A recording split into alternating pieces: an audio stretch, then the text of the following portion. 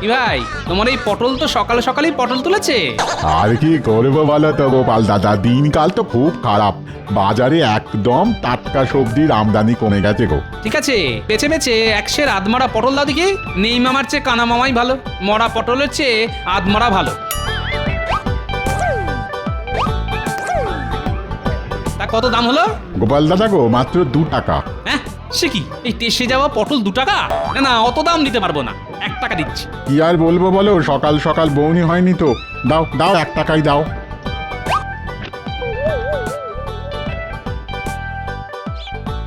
দেখেছো মানুষটাকে কোন কাক ধরে বাজার আনতে পাঠিয়েছি, কিন্তু এখনো ফেরার নাম গন্ধ নেই। কখন রান্না যে হবে আর কখন রাজসভায় যাবে, দূর দূর দূর, আমার হয়েছে যত জ্বালা। এলো গিন্নি, সকাল সকাল এত চিৎকার চেঁচামেচির কে আছে শুনি?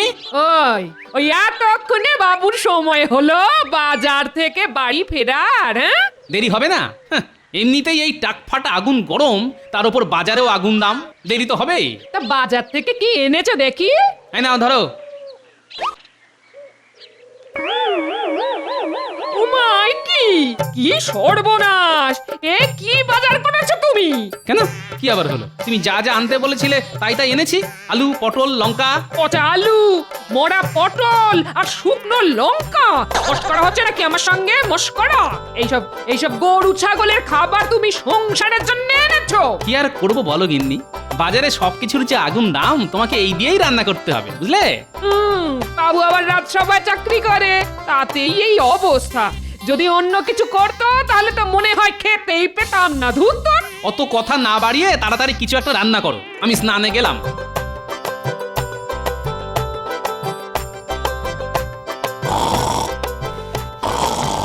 তখন থেকে কার যেন একটা নাক ডাকার আওয়াজ পাচ্ছি। সকাল সকাল রাজসভায় কে ঘুমোচ্ছে শুনি। ওই তো ওই তো মহারাজ, আপনার পাশে দণ্ডায়মান ঘোড়া স্বরূপ মন্ত্রীমশাই দাঁড়িয়ে দাঁড়িয়ে ঘুমোচ্ছে। বাইরে এত চড়া রোদ্দুর, লোকজনের ফাটছে টাক। রাজসভাতে মন্ত্রীমশাই দিচ্ছে ঘুম, ডাকছে না। আমি তো মন্ত্রীমশাইয়ের এই দিনের বেলায় ঘুমের কোনো বৈজ্ঞানিক কারণ খুঁজে পাচ্ছি না। মনে হচ্ছে মন্ত্রীমশাই গ্রহ নক্ষত্র ঝিমিয়ে রয়েছে। কি হলো? কি হলো? কি হলো? ও ঘোড়া মশাই, সরি, মন্ত্রীমশাই উঠে পড়ুন। কি বললে গোপাল? আমি ঘোড়া? তাহলে তুমি কি? তুমি একটা পেট মোটা হাতি। ঘোড়াই তো দাঁড়িয়ে দাঁড়িয়ে ঘুমায়, তা আপনাকে আর কি বলে ডাকবো বলুন? এর থেকে ভালো উপমা যে আর কিছু পেলাম না। খুব খারাপ হয়ে যাচ্ছে কিন্তু গোপাল। নিজে তো সারাদিন কোনো কাজ করো না, শুধু আমার পিছনে লাগা। এই তোমরা থামবে এবার। মন্ত্রীমশাই এরকম ঘুমোলে রাজ্যবাসী কি করবে? ঠিকই তো। আমি এমনি এমনি ঘুমাইনি মহারাজ। আমি সারা রাত ঘোড়ায় চড়ে রাজ্য পাহারা দিয়েছি। আমিও আপনাকে সকালবেলা ঘোড়ায় চড়ে রাস্তায় ঘুরতে দেখলাম। দেখুন মহারাজ, গোপাল আমাকে নিজেই প্রত্যক্ষ দেখেছে, আর গোপালই আমাকে ঘোড়া বলে অপমান করছে। না গোপাল, এটা কিন্তু তুমি খুবই ভুল করেছো। না জেনে বুঝে কাউকে এভাবে অপমান করা উচিত নয়। মহারাজ, আমার কি মনে হয় জানেন তো? আমাদের রাজসভা থেকে 2জন অকর্মার ঢেঁকি সভাসদকে একেবারে বিদায় করে দেওয়া উচিত। হ্যাঁ, কাদের? গোপাল আর বিজ্ঞানীকে। কেন মন্ত্রীমশাই, আমি আবার আপনার কি পাকা ধানে মই দিলাম? হ্যাঁ, সত্যি তো। আমি আবার কি করলাম? কিছুই করনি। এই মন্ত্রী, তুমি কি বলতে চাও সেটা খোলসা করে বলো তো। দেখুন মহারাজ, আমাদের সভাসদদের সকলেই কোনো না কোনো কাজ করে, কিন্তু গোপাল আর বিজ্ঞানী কোনো কাজই করে না, শুধু আসে বসে আর গল্প করে। কেন? আমি গবেষণা করি। তোমার গবেষণায় তোমার জ্ঞান বাড়ে, তাতে রাজ্যের কি উপকার হয় শুনি? হ্যাঁ, হ্যাঁ ঠিকই তো। মহারাজ, আমি তো যে কোনো বিপদ এলেই তাতে ঝাঁপিয়ে পড়ি, রাজ্যকে বাঁচাই। সেসব অতীতে যা যা করেছো সব ভুলে যাও। ভবিষ্যতে কি উপকার করবে তার কি ভরসা আছে? তা বলে রাজসভা থেকে তাড়ানোর কি যুক্তি? গোপাল, আমিও কিন্তু মন্ত্রীর সাথে একেবারে একমত। তুমি আর বিজ্ঞানী রাজসভায় কোনো কাজই করো না, আর তাই তোমাদের দুজনকে রাজসভায় রাখাই অনুচিত। আর সে কারণেই তোমাদেরকে আজ থেকে রাজসভায় ছুটি দিয়ে দিলাম। না না মহারাজ, এরকম করবেন না। বাড়িতে গিন্নি আছে, আমরা না খেতে পেয়ে মরে যাবো যে, আমাদের সংসারটা তো ভেসে যাবে। ওসব বলে আমার মন গলাতে পারবে না গোপাল। যেদিন তুমি আর বিজ্ঞানী তোমাদের দুজনের রাজসভায় থাকার গুরুত্ব প্রমাণ করতে পারবে, সেদিনই আবার রাজসভায় ফিরে আসবে, নইলে কিন্তু নয়। এ কি মহা ফাঁপড়ে পড়লাম রে বাবা। বিজ্ঞানী গোপাল অসহায় আজ, সামনে মহা ফাঁপড়, রাজসভার চাকরি হারিয়ে বেলবে তারা পাঁপড়।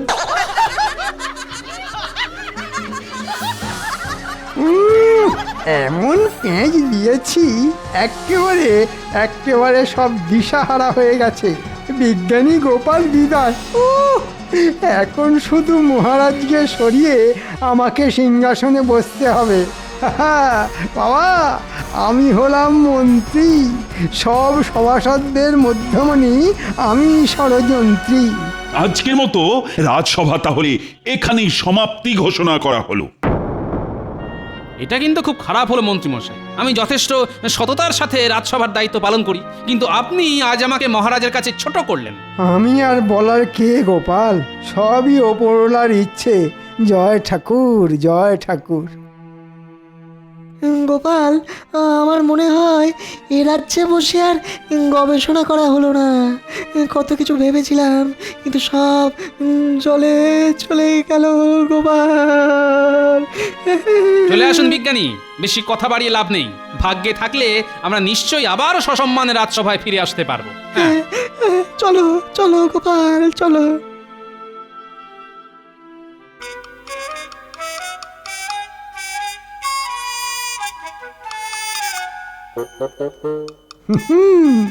তোমাদের রাজসভা থেকে তাড়িয়েছি, এবার তোমাদের রাজ্য থেকে বিদায় করব।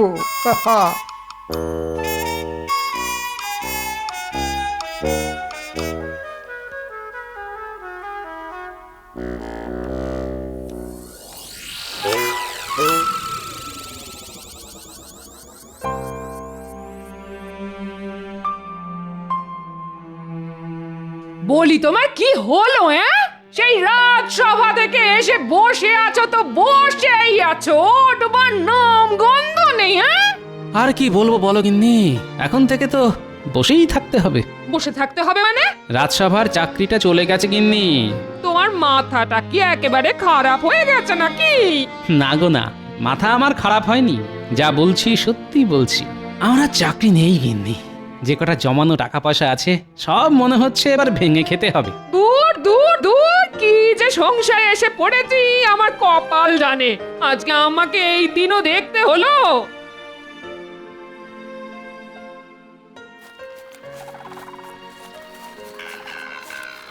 কি ব্যাপার মন্ত্রী মশাই, হঠাৎ করে আমাদের সাথে দেখা করতে এসেছেন? তা পথ ভুলে নাকি? আরে না রে না, একটা কাজের কথা বলতেই এসেছি। কাজটা করতে পারলে ভালো বকশিসও পাবি। দেখুন মন্ত্রীমশাই, আগে থেকেই বলে রাখছি, হ্যাঁ, আপনার কাজ যতবার করতে গেছি কিছু না কিছু বিপদে পড়েইছি। এবার সেরকম হলে করতে পারবো না, এ আমি আগে থেকেই বলে দিচ্ছি আপনাকে। আরে না রে না, এমন কিছুই করতে হবে না যাতে তোরা বিপদে পড়িস। হ্যাঁ, তাহলে ঠিক আছে, বলুন কি করতে হবে? গোপাল আর বিজ্ঞানী এই দুজনকে তোদের চোখে চোখে রাখতে হবে। ওরা কি করছে সেটা জানাতে হবে আমাকে। আচ্ছা মন্ত্রীমশাই, কাজ হয়ে যাবে। এবার এবার আমাদের ওই বকশিসটা। আরে বাবা, পাবি পাবি, সময় হলে ঠিক পাবি। যা এখন চটপট কাজে লেগে পড়। ধুর, এইভাবে কাজ করতে ভালো লাগে বল বটা? হ্যাঁ, ঠিক বলেছিস।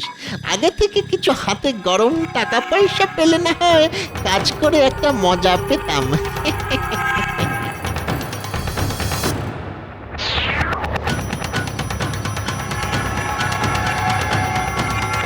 ওরে বটা, গোপাল তো ওই বিজ্ঞানীর বাড়িতেই ঢুকছে রে, আমাদের খাটুনিটা কমে গেল। হ্যাঁ, তা যা বলেছিস। তা ঘটা, তুই চট করে মন্ত্রীমশাইকে ডেকে নিয়ে আয়, আমি ততক্ষণ ঝোপের আড়ালে বসে সব কিছু নজর রাখছি। ঠিক আছে, এই যাব আর এই আসবো। হ্যাঁ। কি গো বিজ্ঞানী, কি করছো? কি আবার করব বলো গোপাল, আমার যা কাজ, এই একটু একটা পটকা নিয়ে গবেষণা করছি। হ্যাঁ, সে কি গো বিজ্ঞানী?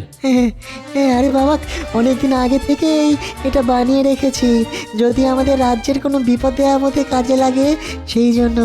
তুমি দেশের জন্য এত ভাবছো, আর এমন ভাগ্যের পরিহাস দেখো, মহারাজ তোমাকেও রাজসভা থেকে বহিষ্কার করলো। ঠিক বলেছো গোপাল, আমি কালকে সকালবেলা গিয়ে মহারাজকে আমার এই যুগান্তকারী পটকা আবিষ্কারের কথা জানাবো, তাহলে মহারাজ নিশ্চয়ই আবার আমাকে রাজসভায় ফিরিয়ে নেবেন। হ্যাঁ হ্যাঁ, তা নিশ্চয়ই নেবেন, কিন্তু আমার তো কোনো হিল্লে হলো না। এমনিতেই বাজারের আগুন দাম, নুন আনতে পান্তা ফুরিয়ে যাচ্ছে। এখন চাকরি খুইয়ে আমি কিভাবে সংসার চালাবো বলো তো? শোনো গোপাল, আমাদের রাজ্যের জন্য তোমার অবদান কিছু কম নয়, তাই আমি মহারাজকে বলবো এই পটকা বানানোর জন্য তুমিও সাহায্য করেছো। এটা এমন একটা জিনিস, সেটা ছোট পটকা আর বড় ঝটকা। মহারাজ দেখবেন আর চমকে চমকে উঠবেন। কোনো আগুন লাগবে না, শুধু ছুঁড়ে মারলেই ফাটবে। কই দেখি তোমার পটকা, একটু পরীক্ষা করে দেখি। এই নাও দেখো, তবে ঘরের মধ্যে ছুঁড়ো না কিন্তু। না না, বাইরে ছুঁড়েই পরীক্ষা করব। ওরে বাবারে, ওরে বাবারে, মরে গেলাম রে। ও মা গো, বাবা গো, বাবা গো, ওরে মা গো, বাবা গো, ওরে, কি ভয়ানক! বাঁচাও বাঁচাও! এ কারা যেন ছুটে পালিয়ে গেল মনে হচ্ছে। এই কে রে?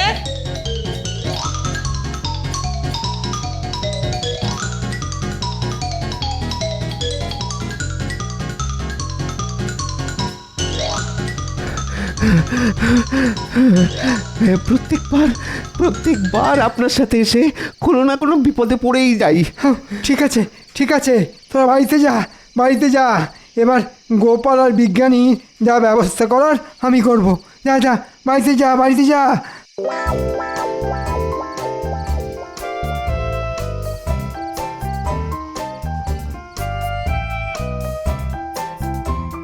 মহারাজ, হে বাবা, হে কি অবস্থা তোমার? আর বলবেন না, সবই গোপালের কীর্তি। তাড়াতাড়ি সৈন্য সামন্ত নিয়ে বিজ্ঞানীর বাড়িতে চলুন, নইলে এর থেকে ভয়ঙ্কর অবস্থা আপনারও হতে চলেছে। কি বলতে চাইছো কি মন্ত্রী? জানেন মহারাজ, আপনি বিজ্ঞানী আর গোপালকে রাজসভা থেকে তাড়িয়ে দিয়েছেন বলে না, গোপাল আর বিজ্ঞানী পরিকল্পনা করে রাজবাড়ি রাজসভা সব উড়িয়ে দিতে চাইছেন। কি বলছো কি মন্ত্রী? চলো তো, প্রহরী প্রহরী। বলুন মহারাজ। চলো চলো, এক্ষুনি চলো, তোমাকে আমার সাথে বিজ্ঞানীর বাড়িতে যেতে হবে। যথা আজ্ঞা মহারাজ। তাহলে বিজ্ঞানী, কালকে এই পটকা নিয়ে রাজসভায় যাব। না, রাজসভায় ফিরে আসার স্বাদ আর কোনোদিনও পূর্ণ হবে না গোপাল। তুমি কি ভেবেছো তুমি আর বিজ্ঞানী রাজসভা উড়িয়ে দেবে? হ্যাঁ, সে স্বপ্ন কোনোদিনও পূর্ণ হবে না গোপাল। এ কি মহারাজ, মন্ত্রীমশাই আপনারা এখন? কেন, তোমাদের গোপন পরিকল্পনা ধরে ফেলায় খুব চমকে গেছে মনে হচ্ছে। কি যাতা বলছেন মন্ত্রীমশাই? বিজ্ঞানী তো ভেবেছিল এই ছোট ছোট পটকাগুলি মহারাজকে দেখাবেন, তাহলে আমাদের রাজ্যের সুরক্ষায় অনেক সুবিধে হবে। হ্যাঁ মহারাজ, আজ সকালে মন্ত্রীমশাই বলেছিলেন না যে আমি কিছুই করি না, কিন্তু সেটা একদম ভুল কথা মহারাজ। আমি এই ছোট পটকা আবিষ্কার করেছি, যাতে খুব সহজেই বড় সেনাবাহিনীকে আটকে রাখা সম্ভব। হ্যাঁ, ওসব কথা বলে মহারাজকে বোকা বানাতে পারবে না বিজ্ঞানী। আমি খুব ভালো করে বুঝতে পারছি, গোপাল আর বিজ্ঞানী মিলে অনেক বড় ষড়যন্ত্র করেছো। বিশ্বাস করুন মহারাজ, আমি আপনার নুন খেয়েছি, আমি কোনোদিনও আপনার কোনো সর্বনাশের কথা ভাবতেই পারি না। বিশ্বাস করুন। চুপ! তোমাদের হাড়ে হাড়ে চেনা হয়ে গেছে আমার। আজ এক্ষুনি তোমরা পোঁটলা পুঁটলি গুটিয়ে রাজ্য থেকে বেরিয়ে যাও, আর কোনোদিনও যদি রাজ্যে ফিরে আসো তাহলে তোমাদের দুজনকেই আমি শুলে চড়াবো। কথাটা মনে থাকে যেন। হ্যাঁ, ও গোপাল, এবার কি হবে? সবই ভাগ্যের পরিহাস বিজ্ঞানী, ভাগ্যের পরিহাস। যে মহারাজ একদিন আমার গলায় মুক্তোর মালা পরিয়ে দিয়েছিলেন, তিনি আজ আমাকে রাজ্য থেকে তাড়িয়ে দিচ্ছেন। সেই গোপাল, এবার তুমি কি করবে? তোমার তো সংসার আছে। দেখি গিন্নিকে আপাতত শ্বশুর বাড়িতে পাঠিয়ে দেব, তারপর অন্য রাজ্যে কোনো একটা কাজের বন্দোবস্ত হলে গিন্নিকে আবার ডেকে নেব। ঠিক বলেছ। ঠিক আছে, তুমি তোমার গিন্নিকে জানিয়ে চলো, আমিও আমার পোটলা পুটলি নিয়েই বেরোচ্ছি। হ্যাঁ, আমাদের দুজনকেই যখন রাজ্য ছাড়া হতে হবে তখন চলো দুজনে একসাথেই যাই।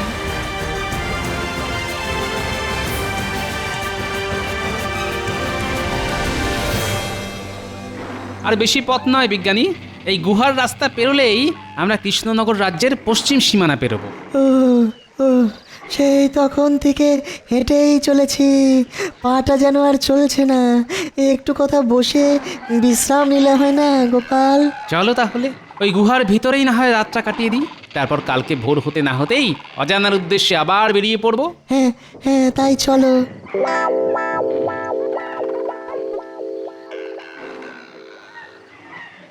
মন্ত্রী, আর শুধুমাত্র এই গুহাটা পেরোতে পারলেই আমরা কৃষ্ণনগরের সীমান্তে প্রবেশ করব। তারপর এই কৃষ্ণনগর রাজ্য হবে আমাদের। আস্তে আস্তে মন্ত্রী, আস্তে, কেউ যেন জানতে না পারে আমরা অতর্কিতে কৃষ্ণনগর আক্রমণ করছি। সর্বনাশ বিজ্ঞানী, এসব কি আমরা নিজের চোখে দেখছি? হ্যাঁ গোপাল, কৃষ্ণনগরের সামনে সমূহ বিপদ, আর বিপদ থেকে রক্ষা পাওয়ার অস্ত্র আছে আমার কাছে। হ্যাঁ সত্যি বিজ্ঞানী? হ্যাঁ গোপাল, তবে এই দেখো তার খেলা। পালাও পালাও পালাও পালাও, শিগগির পালাও পালাও পালাও। দেখি সব বোমা ছুটতে কেন? মহারাজ, ভালো কথা বলছি, ফিরে চলুন। আমরা অন্য কোনো সময় আবার কৃষ্ণনগর আক্রমণ করবো খন। এখন কেটে পড়ুন, পালাও।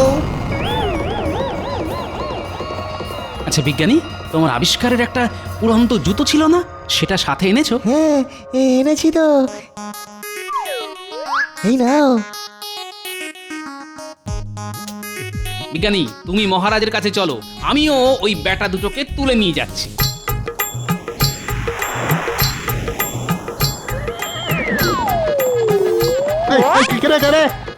ছাড়ো ছাড়ো ছাড়ো বলছি, ছাড়ো, খুব খারাপ হয়ে যাচ্ছে কিন্তু। ওপর থেকে এখন ছেড়ে দিলে না এখানেই ফুটুস দুম হয়ে যাবেন আপনারা, তাই যেখানে ছাড়ার ঠিক সেখানেই ছাড়বো। এখন চুপচাপ আমার সাথে চলুন।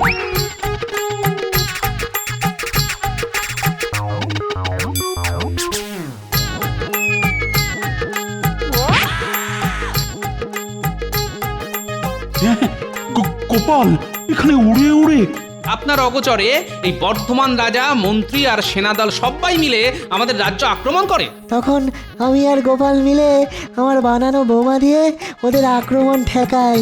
সব সেনারা পালিয়েছে, শুধু এদেরকে ধরে এনেছে গোপাল। হ্যাঁ, আমার মাতৃভূমি বলে কথা, তা রাজ্য যখন বিপদে তখন তাকে না রক্ষা করে কি করে যাই বলুন তো মহারাজ?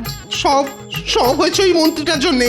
ও বললো ঠিক কায়দা করে গোপাল আর বিজ্ঞানীকে কৃষ্ণনগর রাজ্য থেকে সরিয়ে ফেলবে, আর রাজ্য হাতাবো আমরা। সব পরিকল্পনায় জল ঢেলে দিল। মন্ত্রীর এত বড় সাহস! দেখলেন মহারাজ, আমরা নির্দোষ, শুধু শুধু আমাদের ফাঁসানো হয়েছে। আজ আমি মন্ত্রীকে ছাড়বো না, বেটাকে মেরেই ফেলবো। প্রহরী, তুমি এই বর্ধমান রাজার মন্ত্রীকে বেঁধে রাখো, আর মন্ত্রীকে আজ আমি উচিত শিক্ষা দেব। আর গোপাল, বিজ্ঞানী, তোমরা আমায় ক্ষমা করো। ভুল বুঝে আমি তোমাদেরকে অনেক কথা বলেছি, কিছু মনে করো না যেন। আজকে থেকে তোমরা আবার সসম্মানে রাজসভায় আসবে। তোমাদের এই উপকার আমি কোনোদিনও ভুলবো না। সবই মহারাজ বিজ্ঞানীর আবিষ্কার করা ছোট পটকার বড় ঝটকার কামাল। আর এখন আমি মন্ত্রীকে একটা ঝটকা দেব। দাঁড়াও মন্ত্রী, দাঁড়াও বলছি, দাঁড়াবে মন্ত্রী। ভুলে গেছে মন্ত্রী। মহারাজ।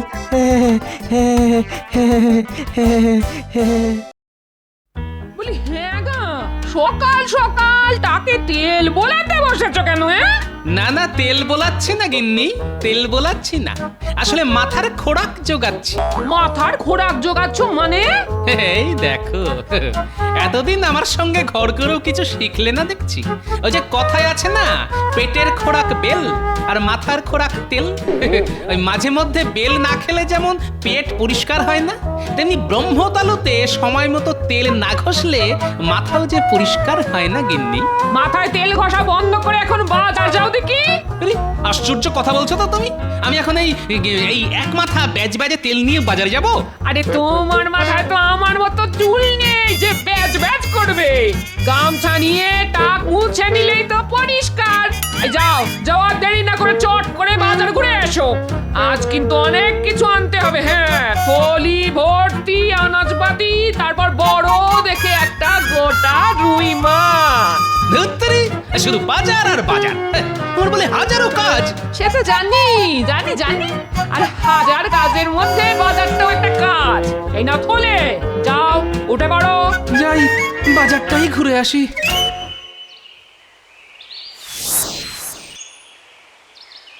গোপাল দাদা, তোমাকেই ডাকতে আসছিলাম। ডাকতে আসছিলাম মানে? মানে হলো, কাবুল থেকে মহারাজের এক বন্ধু অনেক খেজুর পাঠিয়েছে।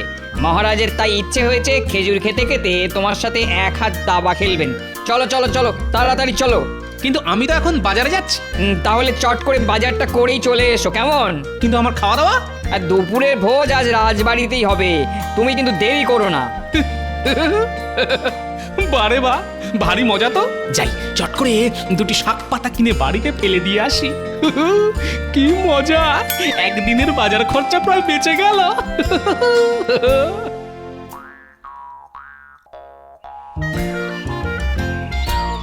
কোথায় গেলে গো গিন্নি?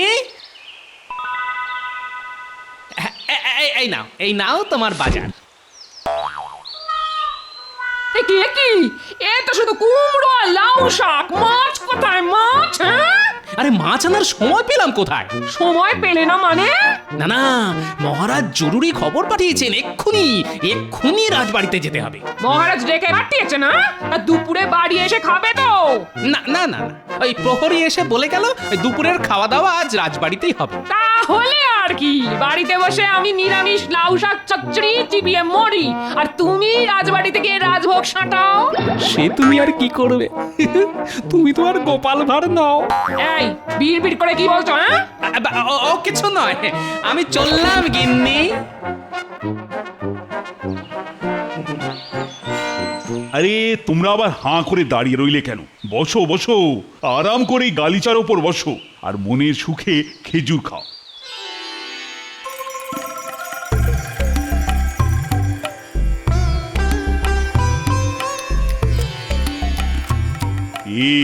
কিরকম খেতে?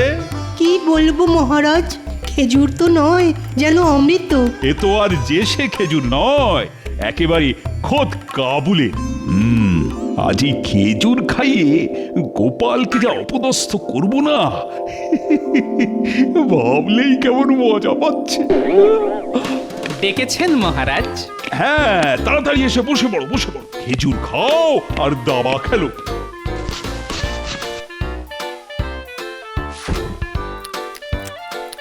কি গোপাল, কেমন খেলে কাবলি খেজুর? বাহ, বাহ, বড়ই সুস্বাদু। মনে হচ্ছে যেন যত পাই তত খাই। এসো এসো, আজ আমায় দাবায় হারিয়ে দেখাও দেখি তুমি কত বড় দাবাড়ু। কি গো দিদা, এত বেলা অবধি বসে আছো যে, বড় রান্না চাপাওনি? আর রান্না দেখ না দেখ, তোর দাদুকে আজ ভালো করে বাজার করে আনতে বললাম, তা বাজার থেকে এই লাউ শাক আর কুমড়ো এনে দিয়েই ছুটলো রাজবাড়ি। কেন? সে কি আর আমায় সব কথা বলে গেছে নাকি? কত আশা করেছিলাম আজ প্রাণ ভরে একটু পাকা রুই খাবো। তার জন্য তোমাকে আর দুঃখ করতে হবে না দিদা, আমাদের পুকুরে আজ জাল পড়েছিল, পাকা রুই মাছের কালিয়া তোমার জন্য মা পাঠিয়ে দিয়েছে, এই নাও। ও মা, তাই নাকি তাই নাকি, দে দে দে। ও বাবা, কতগুলো মাছের টুকরো দিয়েছে রে। তোর দাদু তো রাজবাড়ি থেকে খেয়েই আসছে, তাই মাকে গিয়ে বলিস সব কটা টুকরো আজ আমি একাই খাবো। এবার তো তোমার মন্ত্রীকে খাবো গোপাল। এই দিলাম চাল। বাপরে বাপ, কি চাল! এতদিন শুধু গোপালের বলচালই শুনেছি, আজ দেখলাম ওর দাবার চাল। তুমি আর এর মধ্যে হে হে করো না তো। দাবা খেলা তুমি কি বোঝো? মহারাজ, আর একটা দান হয়ে যাক, আমি বলছি এবার আপনি ঠিক জিতবেন। কি গোপাল, আরেক দান খেলতে রাজি আছো তো? হ্যাঁ জি, আমি সব সময় রাজি।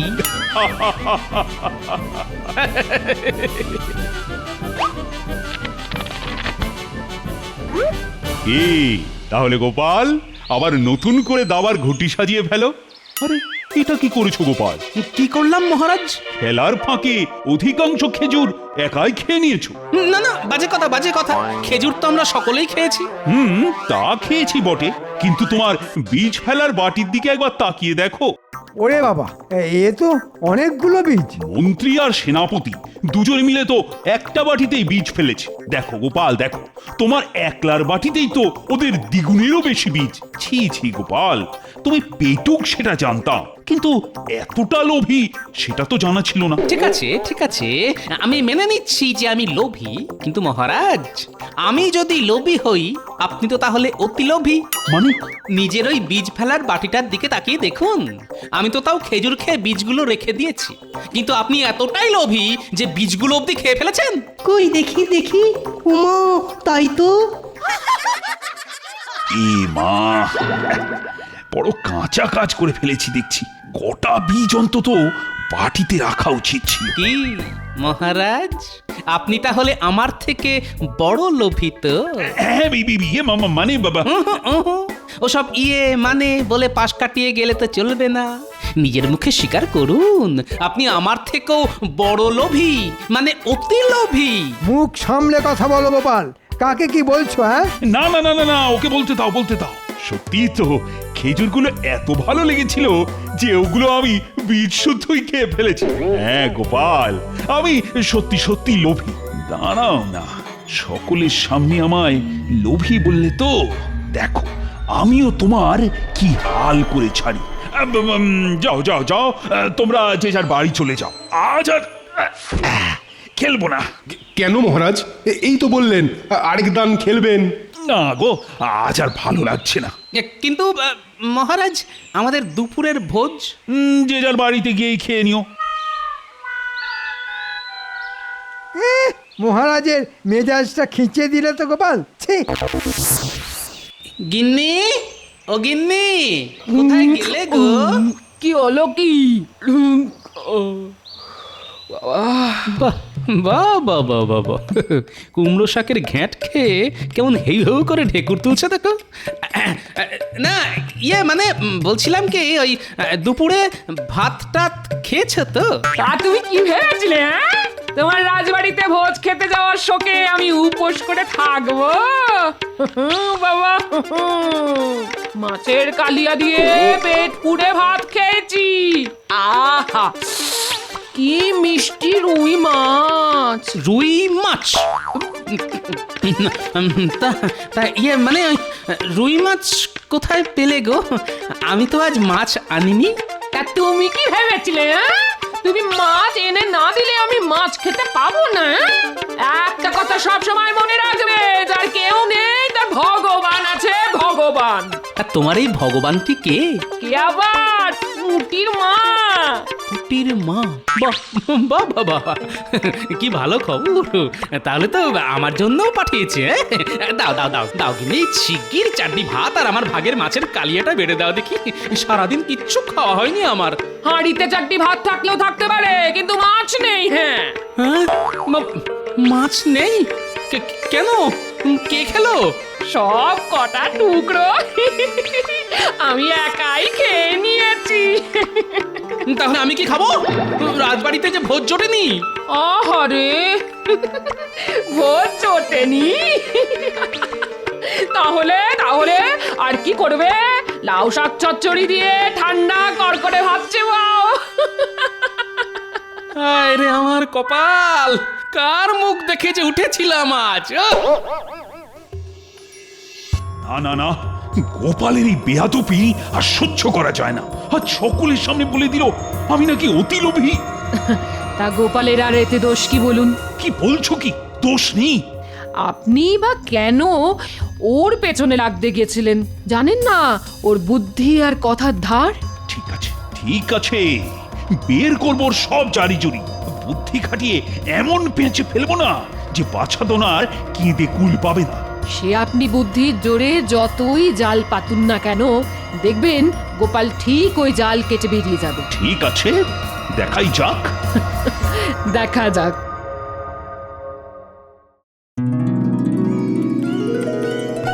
বাহ, সকলেই আজ যথা সময়ে রাজসভায় হাজির হয়ে গেছে দেখছি। বাহ বাহ বাহ, গোপালও হাজির। ও, খুব খুশি হয়েছি আমি। তাই খুশি হয়ে আমি একটি গাই গরু উপহার দেব। কাকে দেবেন মহারাজ? প্রথমে ঠিক করেছিলাম গোপালকেই দেব, কিন্তু তাতে তোমার আবার গুঁসা হতে পারে। তাই গরুটা দুজনের মধ্যে ভাগ করে দেব। গরু ভাগ? গরু ভাগ। প্রথম 15 দিন গরুর সামনের দিকের মালিক হবে গোপাল, আর মন্ত্রী হবে পেছনের দিকের মালিক। আর হ্যাঁ, তোমাদের দুজনকেই কিন্তু রাজবাড়ির গোয়াল ঘরে থাকতে হবে। ওরে বাবা, গোয়াল ঘর? ওখানে তো খুব ঠান্ডা। তার জন্য ব্যবস্থা আছে। একটা কম্বল দেব তোমাদের। দিনের বেলা গোপাল ব্যবহার করবে, আর রাতের বেলা তুমি। যাক বাবা, বাঁচলাম।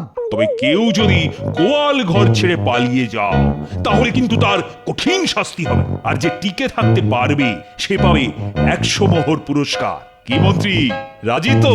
রাজি রাজি, খুব রাজি। এসব ছেড়ে কেউ আবার পালায় নাকি? গোপাল পালালেও পালাতে পারে। ময়দান ছেড়ে এই গোপাল শর্মা কখনো পালায় না মন্ত্রী মশাই। খুব ভালো, খুব ভালো। তাহলে তো আর কোন কথাই নেই। একবার গিয়েই দেখো না, রাতের বেলা যেমন ঠান্ডা তেমনি মশা। একদিনের মধ্যেই পালিয়ে আসতে পথ পাবে না গোপাল চাঁদ। আমাকে অতি লোভী বলার শাস্তি এবার হাতে নাতে পাবে। আপনাকে লোভী বলার শাস্তি দিতে চাইছেন তো? দেখবেন, কিচ্ছুটি করতে পারবেন না আমার।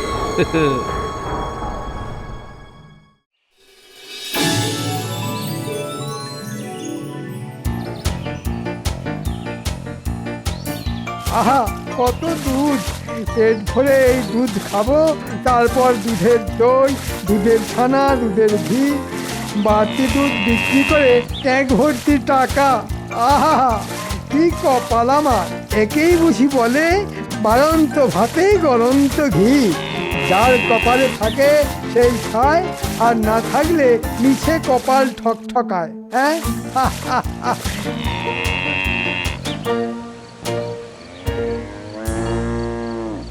এই যে গোপাল, জাবনা আনতে এতক্ষণ লাগে? খাও খাও, ভালো করে খাও, ভালো করে মা ভগবতীকে খাও। যত খাওয়াবে তত দুধ দেবে।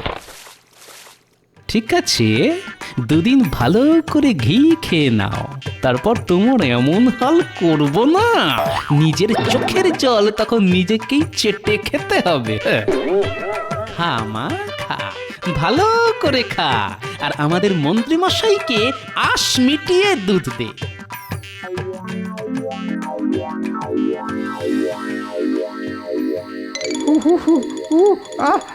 সন্ধে নামতে নামতেই গোয়াল ঘরের ভেতর কি মশা আর ঠান্ডা রে বাবা। ও ও গোপাল, আরে এই গোপাল, কিছু বলছেন? ওটি তোমার আক্কেলটা কি বলো তো? সন্ধে নেমে গেছে, অথচ এখনো কম্বলটা দেবার নামগন্ধও দেখছি না। মনে নেই মহারাজের আদেশ, দিনের বেলা কম্বল তোমার আর রাতের বেলা আমার। এই নিন। যাক বাবা, বাঁচলাম। এই মোটা কম্বল গায়ে জড়িয়ে থাকলে ঠান্ডা আর মশা আমার ধারের কাছে ঘেঁষতে পারবে না। আহা, কি মজা! আমি কম্বল জড়িয়ে আরাম করে ঘুমোবো, আর গোপাল বেটা সারা রাত মশার কামড় খেতে খেতে ঠান্ডায় হি হি করে কাঁপবে। বেশ ঠান্ডা পড়েছে। এই ঠান্ডার মধ্যে মানুষটাকে দিনের পর দিন গোয়াল ঘরে কাটাতে হবে। কি জানি বাবা, সারাদিন কি করছে, কি খাচ্ছে। আচ্ছা, মহারাজের কিরকম রসিকতা? হ্যাঁ, দূর দূর দূর দূর দূর। মহারাজের এরকম রসিকতা আর ভালো লাগে না। কাল সকাল হলেই আমি একবার নিজের চোখে গিয়ে সব কিছু দেখে আসবো। হ্যাঁ,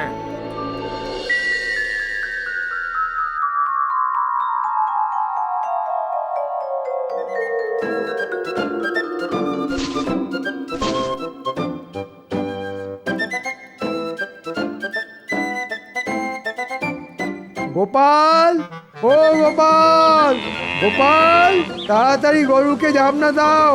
রোদটা একটু বাড়লে আমি দুধ দুইতে বসবো। এই তো এক্ষুনি দিচ্ছি। কি গো? আস্তে গিন্নি, আস্তে আস্তে, জোরে কথা বললে মন্ত্রী বেটা আবার শুনতে পাবে। কিন্তু তোমার চোখ কেমন লাল কেন? সারা রাত নিশ্চয়ই ঘুমোওনি, তারপর সারা গায়ে মশা কামড়ানোর দাগ। এই চলো চলো, এখানে আর থাকতে হবে না, তাতে চাকরি গেলে যাবে। চলো। ধীরে গিন্নি ধীরে, দেখোই না শেষ অবধি কি করি। দুদিনের মধ্যেই ট্যাকে 100 মোহর পুরে ড্যাং ডেঙিয়ে বাড়ি ফিরে যাব আমি। এখন তুমি এসো। হ্যাঁ, আরেকবার ওই গুলটিকে পাঠিয়ে দিয়ে তো। কি গোপাল, জাবনা দিতে কতক্ষণ লাগে? এই তো যাচ্ছি। যাও যাও যাও, তাড়াতাড়ি গিয়ে গুলটিকে পাঠিয়ে দাও।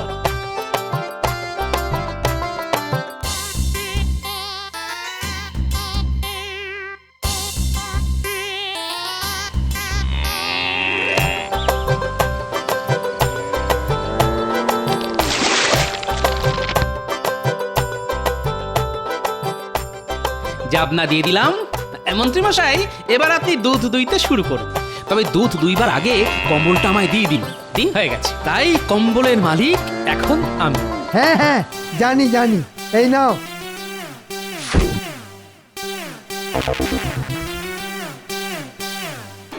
শোন গুলটে, তোকে একটা কাজ করতে হবে। কি কাজ? আচ্ছা, তুই বাঘের ডাক ডাকতে পারিস? খুব পারি। তাহলে আয়, মন্ত্রী মশাই এখন গরু দোয়াচ্ছে। তুই শুধু ছিটে বেড়ার দেওয়ালের এপাশ থেকে জোরে বাঘের ডাক ডেকেই পালিয়ে যাবি। কিরে, সব ঠিকঠাক পারবি তো? খুব পারবো।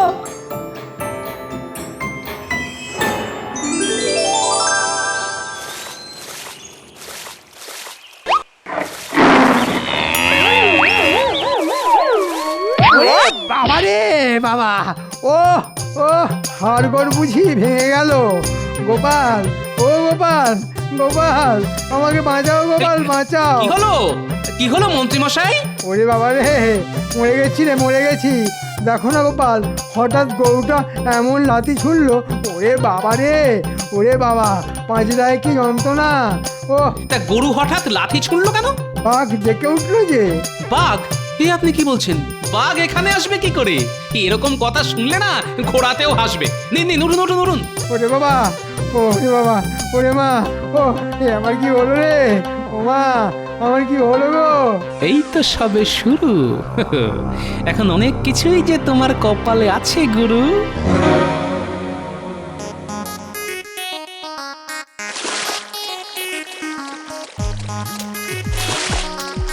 ব্যাস, কম্বল কাছে হয়ে গেল। এবার গিয়ে গোয়ালের পাশে শুকোতে দিয়ে দিই। ওরে বাবা, পাঁজরে কি ব্যথা, সেই সঙ্গে মশার কামড় আর ঠান্ডাও বাড়ছে। ও গোপাল, গোপাল, কম্বলটা এনে দাও, এনে দাও না। এই নিন। এ কি, এ তো ভিজে ড্যাব ড্যাব করছে। করবে না? একটু আগে কেচে দিলাম যে। কেচে দিলে? হ্যাঁ, কার অনুমতিতে কেচে দিলে? হ্যাঁ, দেখুন মশাই, মহারাজের কথা মতো দিনের বেলা কম্বলের মালিক হলাম আমি, তাই কাচি আছড়াই ধুলো মাখাই। আপনার তো তাতে কিছু বলার নেই। এখন নিতে হলে নিন, না হলে আমি চলে যাচ্ছি। ঠিক আছে, ঠিক আছে, দাও দাও। ভেজা কম্বলে শীত হয়তো আরো বাড়বে, কিন্তু গায়ে জড়িয়ে মশার হাত থেকে তো বাঁচা যাবে।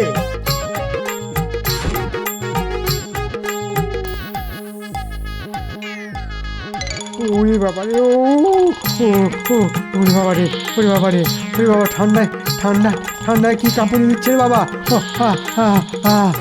ভেজা কম্বল গায়ে দিয়ে ও জ্বর এসে গেল মনে হচ্ছে। গোপাল, ও গোপাল, গোপাল, দেখছেন না নাক থেকে ঘুমোচ্ছি? এখন বিরক্ত করবেন না। না, আমি পালাই। এভাবে সারা রাত থাকলে বুকের শ্লেষা বসে যে মরে যাব। আমি পালাই।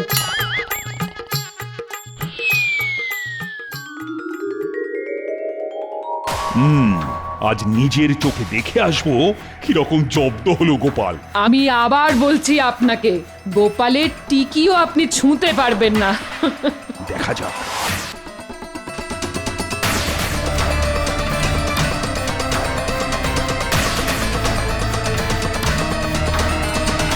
মন্ত্রী, ও মন্ত্রী। উনি তো ভোর রাতে পালিয়ে গেছেন। সে কি, চলো তোর বাড়ি। ও ওরে বাবা রে, ও ও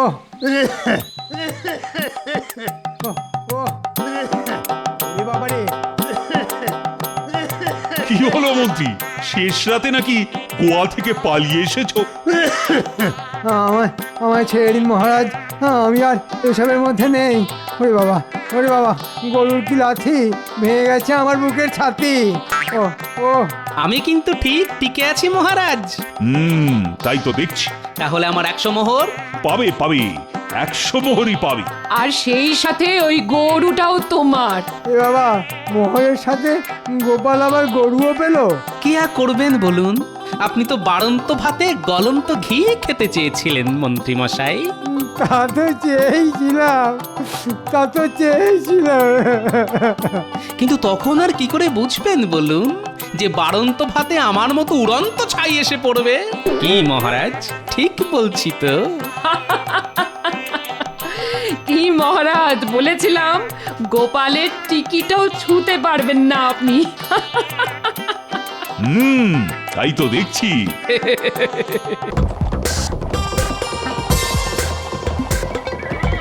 মহারাজ, এত গভীর রাতে জঙ্গলে দাঁড়িয়ে আপনি কার জন্য অপেক্ষা করছেন মহারাজ? সেটা একটু পরেই জানতে পারবে। তোমার এত উতল হবার প্রয়োজন নেই, ঘুম পেলে ঘরে গিয়ে ঘুমিয়ে পড়ো। তা কেন মহারাজ, আমার জ্ঞান পিপাসু হৃদয় শুধু ওই একটু আপনার অপেক্ষার কারণ জানতে চাইছিল আর কি। আসলে অনেকক্ষণ ধরে ঠায় দাঁড়িয়ে অপেক্ষা করছি তো, তাই আর কি। ওই তো চলে এসেছে। চোখ মুখ তো কালো চাদরে ঢাকা, তা আপনি কে মশাই? প্রণাম বর্ধমান নরেশ। কৃষ্ণনগরের মন্ত্রী। ঠিক আছে ঠিক আছে, শোনো কৃষ্ণনগরের মন্ত্রী, আমি জানি তোমার বহুদিনের ইচ্ছে কৃষ্ণনগর রাজ্যের রাজা হওয়া, তাই তো? হ্যাঁ, কি আর করব বলুন, আমার সেই গুপ্ত ইচ্ছে সুপ্তই রয়ে গেল, কোনোদিন পূরণ হলো না। নবাব খাম্বাজরাজ কেউই কোনোদিন আমার মনের ইচ্ছে পূরণ করতে সাহায্য করলো না, তাই আপনার কাছে আসা। খালি হাতে বসে থাকলে সেই গুপ্ত ইচ্ছে শুধু সুপ্তই থাকবে না, কদিন পরে লুপ্ত হয়ে যাবে। শোনো কৃষ্ণনগরের মন্ত্রী, তোমার মতো আমারও বহুদিনের ইচ্ছে ওই সোনার রাজ্য কৃষ্ণনগরকে নিজের হাতে পাওয়া, কিন্তু কিছুতেই হচ্ছে না। তাই আমি একটা পরিকল্পনা করেছি। কি পরিকল্পনা? পরিকল্পনা ঠিক মতো খাটাতে পারলে ওই কৃষ্ণনগর হাতে পাবো, সেটা হবে আমার একটা অঙ্গরাজ্য। কি পরিকল্পনা বলুন বর্ধমান রাজ। শোনো, কৃষ্ণনগর রাজ্যকে বাগাতে গেলে তোমাদের দুটো পথের কাঁটাকে সরাতে হবে। কাকে কাকে বর্ধমান রাজ? দুজন তীক্ষ্ণ ক্ষুরধারী বুদ্ধিমান ব্যক্তি। শোনো শোনো, তুমি কালকে। আপনি কোনো চিন্তা করবেন না, এই সব কাজে বিশাল পটু, যাকে বলে বড় খেলোয়াড়। ঠিক আছে, তুমি তোমার দাবার চাল দিতে থাকো, তারপর সুযোগ বুঝে আমিও মোক্ষম চালটা দিচ্ছি। ঠিক আছে ঠিক আছে, আপনি আপনার কাজ শুরু করে দিন, আমিও কালকে রাজসভায় গিয়ে আমার কাজ শুরু করে দেব।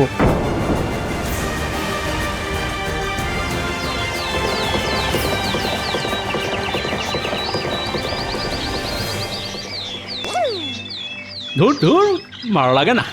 গিন্নি সকাল সকাল একটা এত বড় থলে হাতে ধরিয়ে বলে দিল বাজার নিয়ে এসো। টাকাগুলো যেন খোলাম কুচির মতো উড়িয়েই দিল। এই সকাল সকাল এটা কে রে বাবা, ঘোড়া ছুটি আসছে? চেহারার গঠন কাঠামো তো একটা মন্ত্রী মশাইয়ের মতো মনে হচ্ছে।